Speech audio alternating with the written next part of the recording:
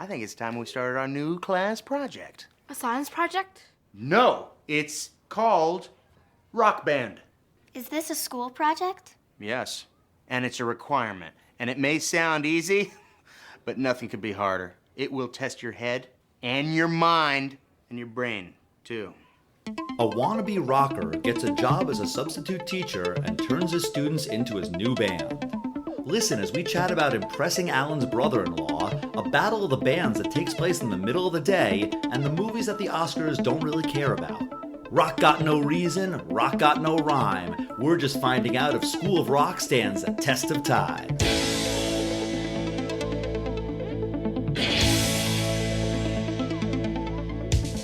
Test of time, James and Alan have their say. Do the movies you love still hold up today? James says gladiator with a glut. Alan says as a father, blah blah. It's the test of time, James and Alan have their say. Do the movies you love still hold up today? Test of time, James and Alan have their say. Do the movies you love still hold up today?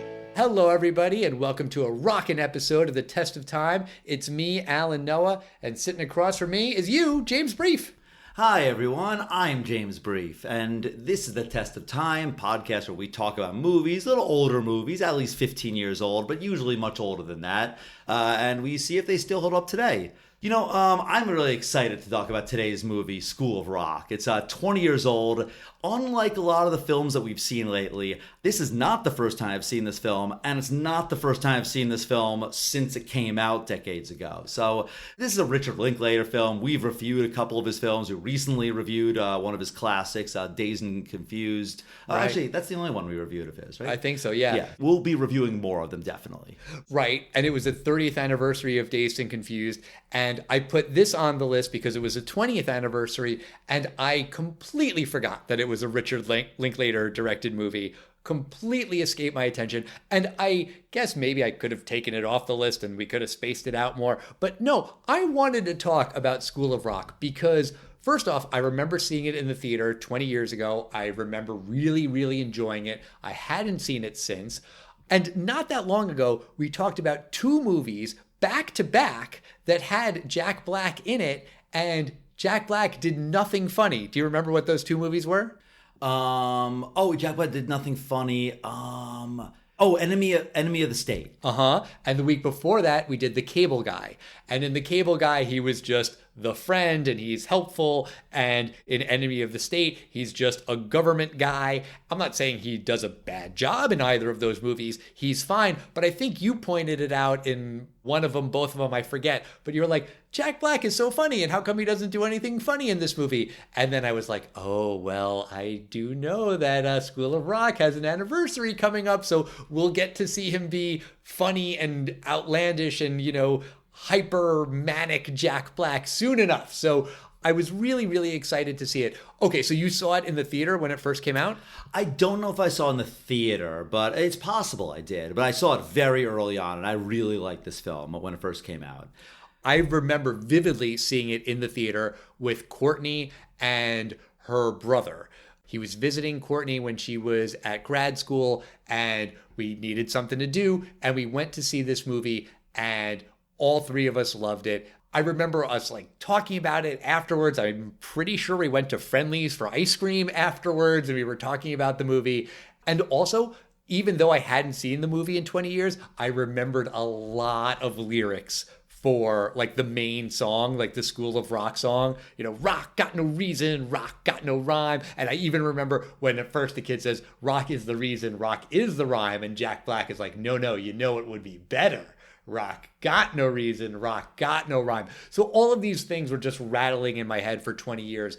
And so that's what this podcast is great for, is, picking out those movies of oh yeah, I remember that.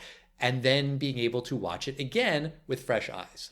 Yeah, it'll be fun to revisit this film. And in case it's been 20 years, 20 days, or if you've never seen this film, this movie, The School of Rock, is about a hyper-enthusiastic, unemployed guitarist named Dewey Finn, played by Jack Black. After Dewey is kicked out of his band, he falls behind on rent and desperately needs work. He then impersonates his roommate, a substitute teacher, and accepts a job at a posh private school. Once there, Dewey forgoes his students' normal lesson plans and instead teaches the kids how to rock. His plan is to have these kids join him at the Battle of the Bands, figuring with their raw talent and his leadership, they'll have a chance of winning.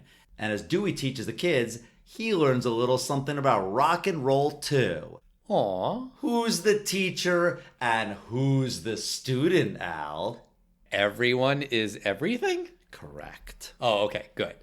All right, so this movie was a big hit. I feel like this was a popular hit. I know they turned it into a musical and a TV show. This had to have done well at the box office. Oh, yeah, it did very well. It opened at number 1 on October 3rd, 2003, with $19.6 million. And it actually, in the second and third weeks, it only dropped 21 and 28%. Like, people really liked this. It was a very good word of mouth. The film ended with $80 million domestically, $130 million worldwide. And School of Rock was the highest grossing musical-themed comedy of all time until it was overtaken in 2015. This is a tough one. It's a sequel. Mamma Mia 2, Here We Go Again? No, that's very good. I'll give you a hint. The original film is based on a novel written by Cornelian, a few years younger than us. And the movie is sort of based on Cornell, but not really. I have no idea. It's because your daughter's not quite old enough to have been obsessed with it a few years ago, but it's Pitch Perfect 2. Oh, okay. Yeah. All right. Cornell, it really did have a huge a cappella thing, but only the people that were in a cappella were huge about it, and but they were very competitive with each other. And a guy, Mickey Rapson, wrote the novel Pitch Perfect a few years later. Interesting. But yeah, this film was a big hit, and this cast is great. It's not that famous, but it's wonderfully talented. You've got, of course, Jack Black. I mean, he's a huge star. But Richard Linklater, he's one of these quiet hit makers. He'll make consistently profitable films. The Before trilogy, Boyhood, Dazed and Confused, except for School of Rock. You're not really going to get a blockbuster from him. Then you got a really good supporting cast. You've got Joan Cusack. She's fantastic in this film. You got Sarah Silverman, very good in this film too. Really? I feel like I don't like Sarah Silverman in this movie, and I really, really like Sarah Silverman. But in this movie, she's just shrill girlfriend. It's a two-dimensional character. Anyone could have played this role. And again, I'm a huge Sarah Silverman fan, but I just feel like she doesn't do anything interesting in this movie. That's exactly what I thought. Not that I didn't like her acting in it, but I thought that she was just a shrill character the first time I saw it.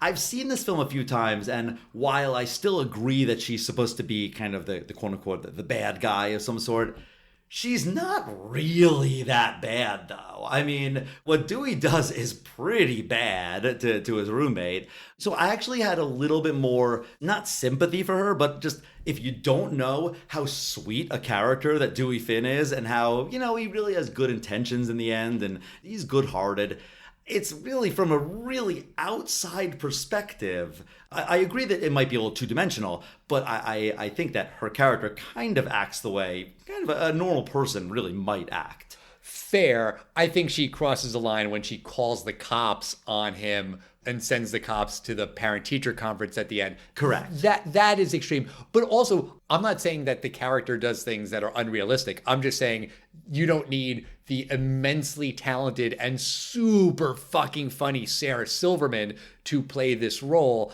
I feel like you have a very, very funny person in a not funny role. And sort of like Jack Black is wasted in Enemy of the State, Sarah Silverman is kind of wasted here. I think Sarah Silverman's character is, two-dimensional is not a bad description for it. She's an important plot device. Yeah. You're right. She goes over the top, and it's actually probably the one critique I have of the whole film is that scene when she calls the police. But her character is needed, I think, as a base for, even for Ned to kind of revolt a little bit. I think she plays that character. I mean, if people have seen The Hangover, Ed Helms' character is, the mean girlfriend, and kind of he dumps her at the end and gets his liberation. So that's what it's meant for. Who plays the annoying girlfriend of Ed Helms in Hangover? Oh, yes. Oh, I know this is, yes. I can see her, and I can see her in the other roles that she's done. That's Who my is it? point. I don't know either. That's my point. You don't need to remember who it is because it's just the annoying girlfriend, and that Fair character is unimportant. I wouldn't say it's unimportant. I would say it's two dimensional. I think I agree with you. It's not unimportant in that film either. Ed Helms' character does grow by dumping her. Sure. Also, just going back when you mentioned Joan Cusack, when Joan Cusack in this movie is talking about how everyone hates her and she's not fun, did that make you think of any other movie we've done on the podcast? It kind of seems familiar, but what was it? It's a movie that I've seen a million times. My Blue Heaven. We were joined by my sister Sam for that episode. And in that movie, she is a no-nonsense DA. And Steve Martin's character calls her out on it and says, you don't have a sense of humor. And she kind of acknowledges that she doesn't have a sense of humor. And she's very straight and narrow. And when she's talking to Jack Black in this movie, I was like, oh yeah, kind of like My Blue Heaven, where she plays a similar character. And the two of them, Jack Black and Joan Cusack, are also in High Fidelity, but I don't know that they have many or any scenes together in that movie. Of course, with John Cusack. Of in course, that one. yes. I do, speaking of Joan Cusack's character, I really like that they don't get together in the film. While it hints at it, and apparently in the musical they do get romantically involved, I think it works so much better that they don't. I 100% agree. I saw that in the musical. They are a couple. And I haven't seen the musical, so I don't know. I could see that. I could imagine that in the musical, maybe you kind of need that, or maybe not even that you need it, but that it fits in a musical, that they have this romance. But yeah, they do not need to have a romantic relationship. This movie isn't about that. If Dewey gets a girlfriend, it would have felt really tacked on. They were talking about making a sequel. It didn't end up happening. If there was a sequel and in that sequel he gets a girlfriend, sure, neat, cool, but you do not need it in this movie. I totally agree.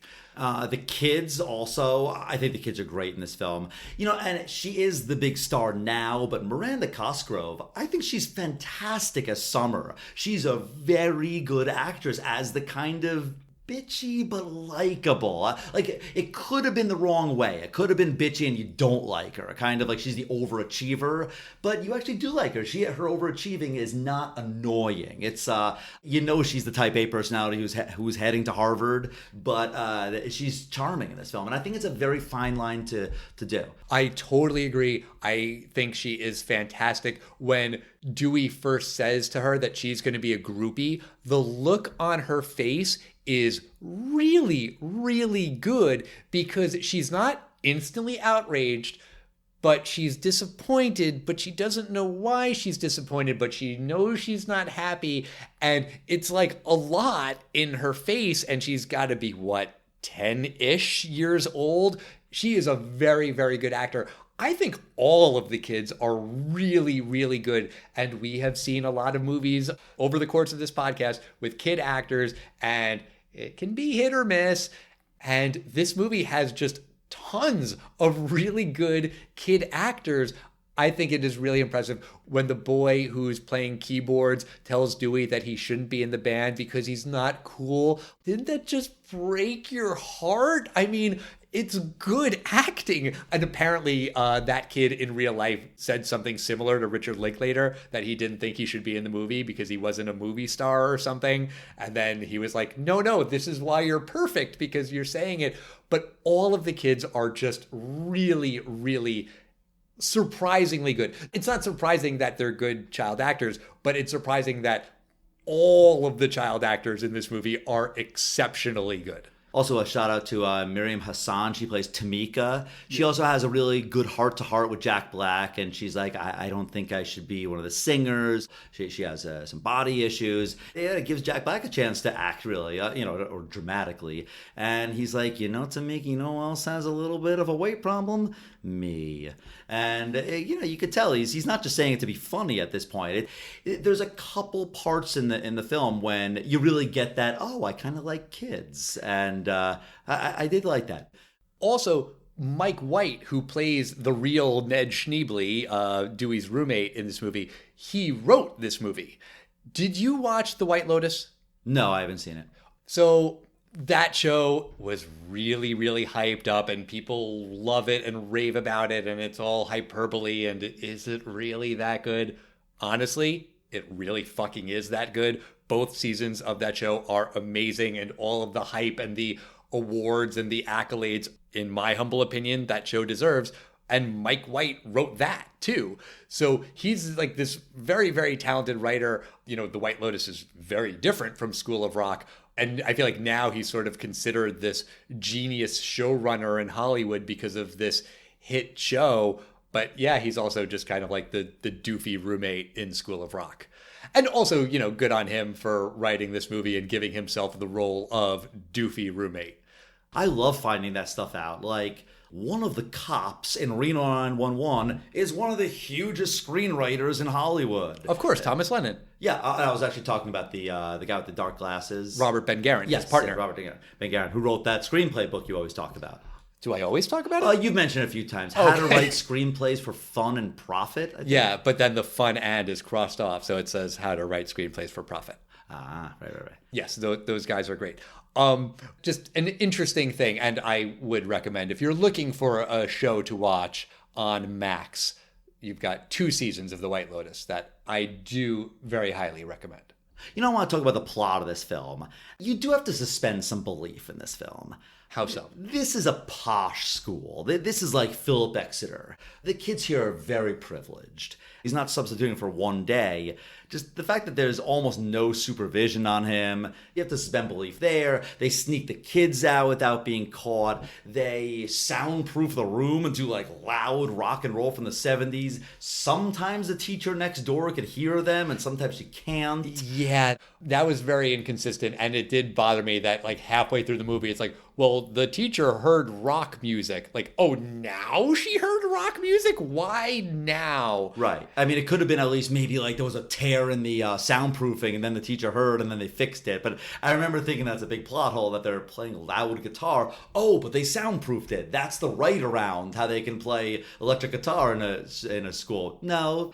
The entire ending of the film, I think, you really have to suspend belief that everyone is just like really cool with what this guy did. Every single one of these, 1% of 1% of 1%ers parents, I just find it hard to believe, especially the parents who are like, son, you will not be playing any rock and roll with your guitar. Only the classical music we give you.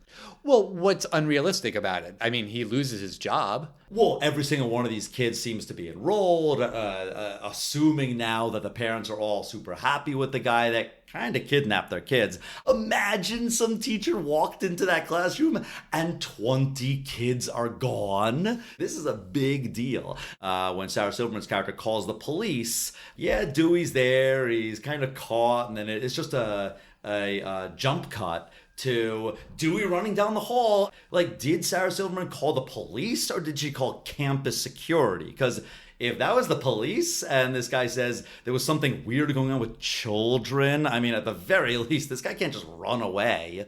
1, smash cut, not jump cut. 2, I get what you're saying. Another very unrealistic thing about that scene is the kids are there for parent-teacher conferences.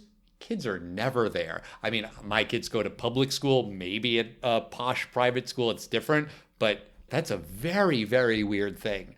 One thing that was very realistic about that scene was when the parents are outraged and they're like, how could this happen? I mean, you would have to think that even for a substitute teacher at a posh private school or a public school or any school, there would be a fucking background check. I mean, that's not a terribly hard thing to do. And yeah, I guess you need someone to fill in right away. And Joan Cusack says that Mr. Schneebly came highly recommended from a friend at another school. So neat, but you would think there would still need to be some documentation. I actually don't think that's necessarily a plot hole, because I assume they did background check and someone said, oh yeah, Ned is great. They didn't say, Ned, the really thin guy is great. Yeah, I think they would have said, oh, he's fantastic. He knows exactly what he's doing. I don't think so. If I'm going to pick my daughter up from school, and usually she takes the bus, I need to fill out paperwork. There needs to be a paper trail. I have to believe that in 2003, you have a substitute teacher coming in and he's highly recommended. You got to fax something. Something's got to be there on With his paper. picture? I would think so. I don't think in 2003. What are you going to print it on? What are you going to... The fax machine. That's what a fax machine Gonna does. print a photo in black and white. I mean, I see where you're going, but I do not think it's ridiculous that they didn't know what this guy looked like in 2003. Today, they would have done a very simple social media check. Let's make sure this guy's not friends with, the far-right European neo-Nazi group or something. 2003. No MySpace. No, he doesn't have anything like that. I guess. I don't know. But then when Joan Cusack is like, interesting fact, all of the kids are gone. We don't know where any of your children are. And then they all start screaming. I thought that was a funny gag.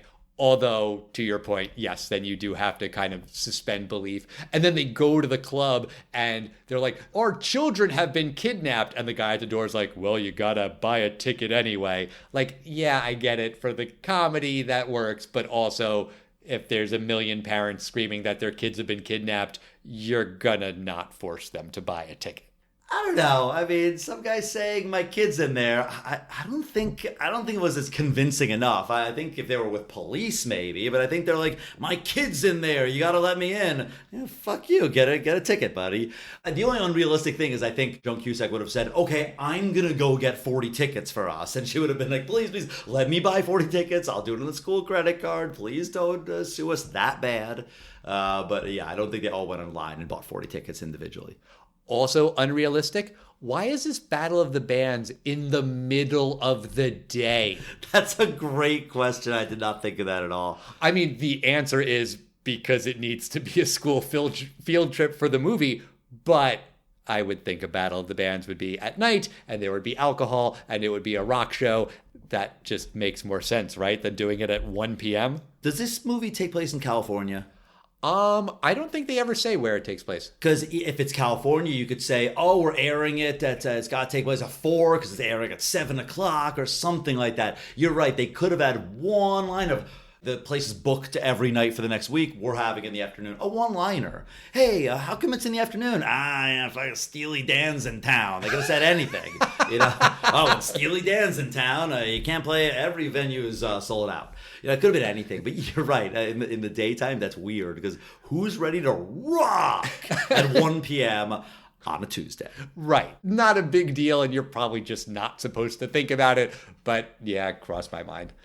And we haven't mentioned it yet, but Jack Black is famous for being an actor, and he's almost famous, but he's not almost famous. He's also famous for being a musician. Oh, yeah? He is one half of the band Tenacious D with Kyle Gass. Their entire album is, or the discography film, what do you call it? A songbook, I guess. Their albums, their albums is basically a lot of these, like the ancient Lord of Rock. Whatever that song that he's singing. Tribute? Yeah, tribute, yes. Obviously, this is a rehearsed song, but it sounds like it's made up on the spot, which is kind of what Jack Black does a lot of times with it, just making up guitar riffs on talk shows and stuff. It's just so funny how Jack Black did not write this film, but it almost feels like, oh, co-written by Jack Black. How could he not have written all these songs? I think he co-wrote some of them with Mike White, but yeah, like the song about math is great and we love numbers, it feels just made up and improvised, even though, of course, it wasn't. But yeah, it has that sort of improvisational feel.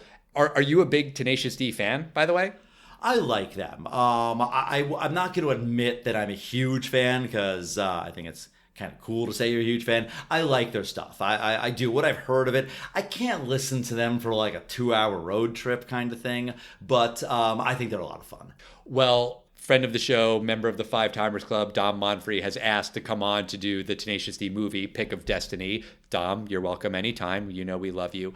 I remember when I worked at NBC, a friend of mine told me about the Tenacious D album, the first album. He was like, you have to get the CD, you have to listen to it. And I remember driving on Long Island, listening to that album, and stopping the CD because I was worried that I was going to get into a car accident. I was laughing so goddamn hard. I was genuinely afraid that I was going to crash my car. It's that fucking funny. I would say it's funny. It's also fun music. It's just kind of fun because they're surprisingly talented. You would think it's more of like, fucking around. But these guys are actually really good. Yes, they are very talented musicians. Yes, it is very fun. It's also incredibly sexual. So it is funny that he is in this very family-friendly movie. Also, the Super Mario Brothers movie, Peaches, that is Jack Black doing a family-friendly song, but it also just kind of has that sort of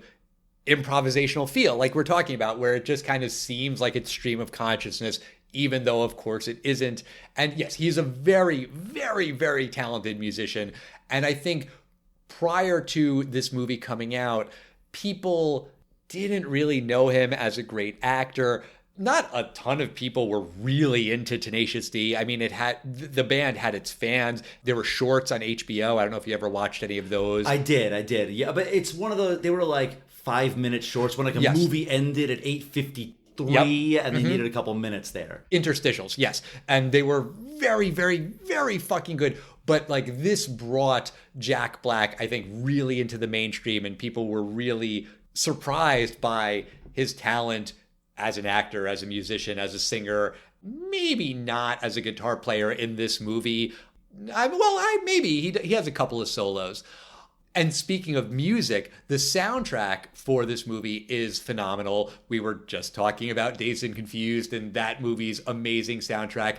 This is the movie where Richard Linklater finally got Led Zeppelin to approve of their music, and it's just really fucking funny that he couldn't get the clearance for Dazed and Confused, the song in his movie Dazed and Confused, but he got the approval for Immigrant Song, which is in about 7 seconds of this movie and is in no way connected to the plot or anything. It's done in the right part, though, because it's Immigrant Song, which is, here's a clip of Immigrant Song. I was actually going more for the guitar riff. I come from the land of the ice and so would have been down to the I told you I saw this movie in the theater with Courtney and her brother, and, Courtney and I were not married then. We were just boyfriend, girlfriend, and I really wanted to impress her brother, and he asked what that song was, like after the movie when we were having ice cream at Friendly's, and I was like, oh, that is Immigrant Song by Led Zeppelin. And I don't really know that he was impressed, but I really wanted to impress him with my knowledge of Led Zeppelin. I don't know. I doubt it really impressed him, but it was worth a shot, I guess.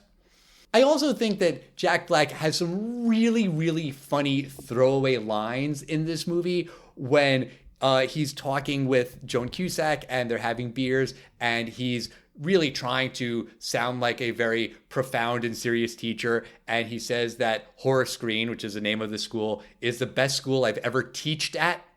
It's there and it's gone. It just makes me laugh that, of course he should know that it would be taught. We were talking about the other teacher who hears the music. He's like, oh, well, the only logical explanation, she must be on crack. And then he just kind of like moves on. It's like, that's a pretty inappropriate thing for him to say. One thing that did kind of get me is when they're at the auditions and the kids decide that they're going to pretend to be sick and they're all dying. And the judge is like, oh, what do they have? And he comes up with on the spot, stick it to the maniosis, because he was talking about sticking it to the man before. It's like, that's kind of a stretch. The thing you would say, the first thing that would pop into your head is cancer. But you don't want to say that in a kid's movie, that all of these kids have cancer. It's probably best for the movie that he made up a fake disease, but that's not the first thing that would pop into your mind, right? Not necessarily the first one, but he did kind of put the accent. It wasn't like stick it to the maniosis. It was like stick tomatomaniosis. Yeah, it was okay. It was a little groany, but, it worked. Yeah. It's the same, like, it's a line that I didn't think was as funny, but I get why they put it in. It's the one at the end when he's coming clean to the parents. He's like, Your kids touched me, and I'm sure I touched them too. I get it, but and that's the smash cut to him running down the hallway. Exactly. But I think his small things are way funnier. Even just him kind of pointing to people and just going, all right, you, brace face, you, fancy pants, you, and it just, making up the names on the spot. I just think, whether it's scripted or improv, I just think that they're hysterical. I did read that those were improv, that he nicknamed the characters on the spot, on the fly, and that some of those nicknames really stuck. And I buy that. I totally buy that. Going back to the whole stick it to the man thing, when he's complaining about the man and he says that MTV ruined rock and roll and MTV, they're the man. This movie was distributed by Paramount, owner of Viacom, owner of MTV Networks. And I think Mike White didn't know that at first and was like, oops, I guess we're going to have to cut that line. But everyone at MTV and Paramount was fine with it. They didn't really care, which I guess is pretty rock and roll of them.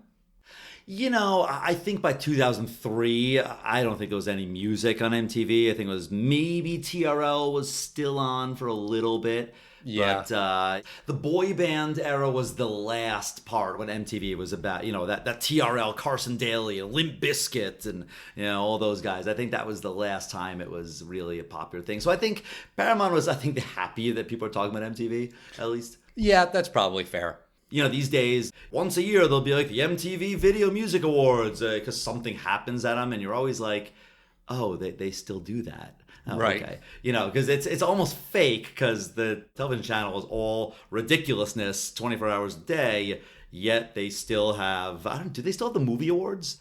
I have no idea. This movie was actually nominated for, it won the MTV Movie Award for Best Comedic Performance. For Jack Black? I believe so. It could have been ensemble. Yeah, I suppose so.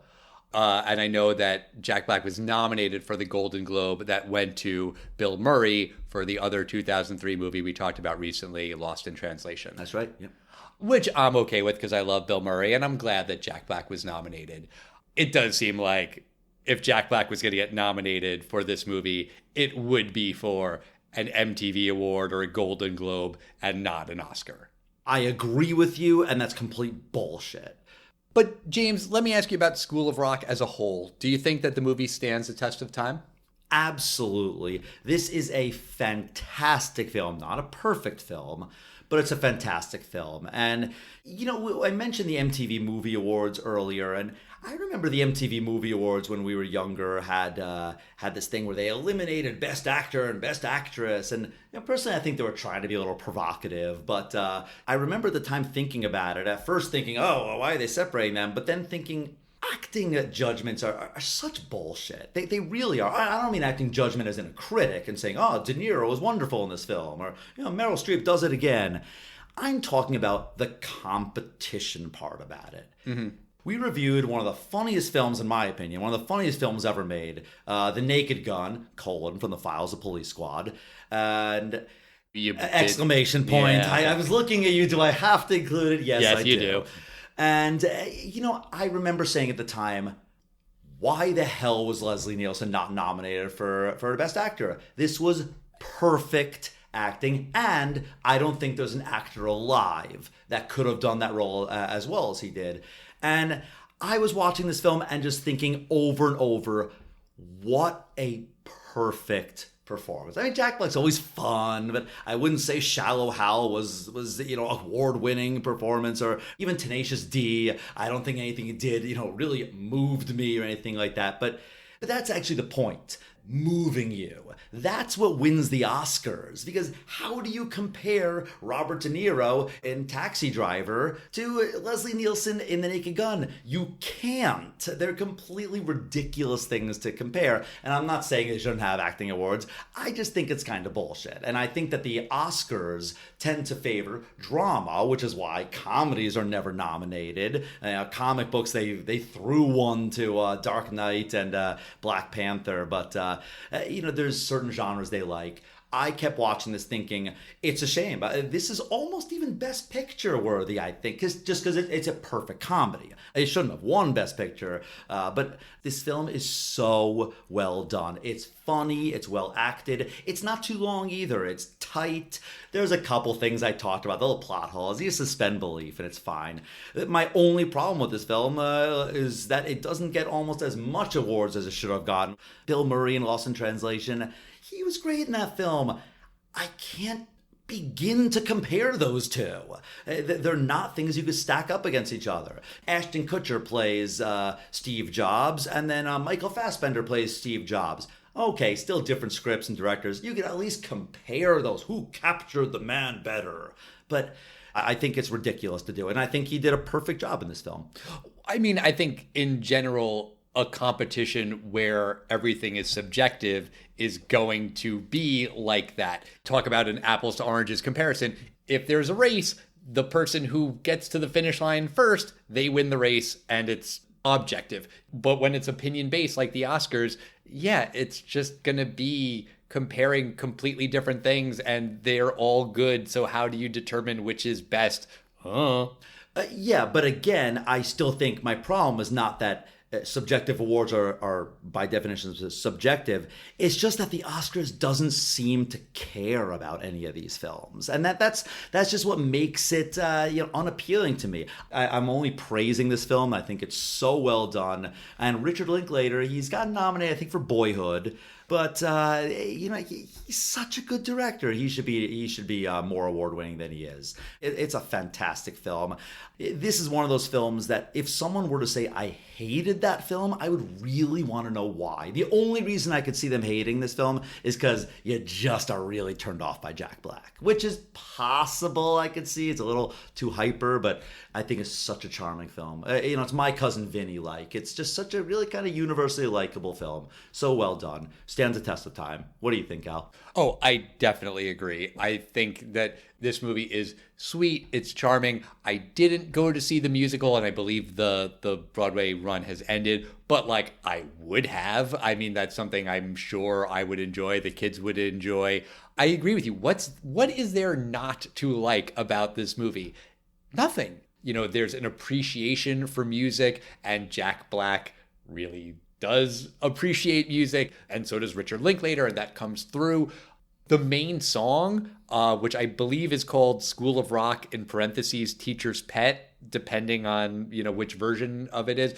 That's a really good song. It's really fucking catchy. Here's a little clip of the School's Out song. It's really good, and I think it was performed by the kids. And if you wanna be a teacher's man, well, maybe you just better get in. Rock got no reason, rock got no rhyme. You better get me to school on time. The one that Dewey writes about, you gotta live hardcore, you gotta be hardcore, and the rent is hardcore.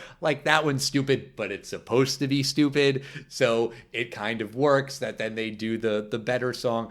It all gels, it clicks. It's a slightly emotionally kind of inspiring, sweet story, but it's not sappy. It could have gone over the top. And when you have a movie with kids, that is a danger. You can very, very easily veer into the over-the-top, sentimental, sappy shit. This movie doesn't do that. And I respect that it doesn't. It is just sweet enough. You like the kids enough. They are cute. You're really rooting for Dewey. He's a dumbass, but he does have good intentions. Jack Black is immensely talented. The kids are immensely talented. Richard Linklater, Mike White. Everybody in this movie is doing an amazing job. I do love Joan Cusack too. I think she's great. All of it. It all works. Yes, of course this movie stands the test of time. And if there are any listeners out there who do not like this movie, please write to us at Test of Time Pod on Facebook, X, Instagram, wherever. And I'm not just saying that because I'm looking for engagement and clicks, blah, blah, blah, blah. No, I genuinely want to know why you don't like it. And you're entitled to your opinion, and that's fine. Please articulate it. If you want to write an email, the testoftimepodcast@gmail.com. If it won't fit in a short social media thing, I would genuinely like to know. because that would kind of blow my mind too if there are people out there who don't like it. Yeah, and sometimes you see a movie and you just see an actor and you go, wow, a star is born. And when you see this film, I mean, he just blew up after this. He gets the lead in Peter Jackson's follow-up to The Lord of the Rings. He's the lead in King Kong. Yeah, he winds up getting huge. A couple of years later, he does the Tropic Thunder, and Kung Fu Panda was huge for him. I'm very happy for his success. He's done very well. I have heard that Jack Black is a very nice guy in real life too. And even just if you saw him doing like the press for Super Mario Brothers, he seemed to really enjoy it. He really got a kick out of being Bowser and everything. He seems like a good dude. A good guy is a good dude. Now, I'll say this as a pediatrician. He takes care of these kids. I did see that in 2010, he was in an episode of iCarly, which I think is adorable. He doesn't need to be in iCarly. That's Miranda Cosgrove's show. Sure. Like, good for him. That's so much fun. I love when people do that kind of stuff. And I'm glad you said that, because I didn't know which way you were going to go. I thought you were going to say, I've heard he's actually a jerk. Oh, I was no. like, no. But good on him. Yes. Well, that's going to do it for us this week. Next week, we are going to kick off a trilogy of spooktacular movies for Halloween season. We're going to be doing a scary movie from the 90s, then the 80s, then the 70s. We're starting with 1997's I Know What You Did Last Summer with our friend Mike Kahn. He's coming back on the show. That'll be a good time and a good way to kick off spooky season. I'm going to call it Spooktober. Okay, that works. Sure. Bootober? No. October. Oh, yeah, that one works too, sure. That will be a good time to make sure you don't miss that episode. You should like, you should follow, you should subscribe, whatever. If you're on Apple Podcasts or wherever, if they let you write a review, 5 stars. That seems like the right number of stars to me. I wouldn't think we would get any less than 5 stars. That would be ridiculous. And of course, follow us on Facebook, X, Instagram, Threads. We are at Test of Time Pod. And we'll see you next time, everybody. Bye.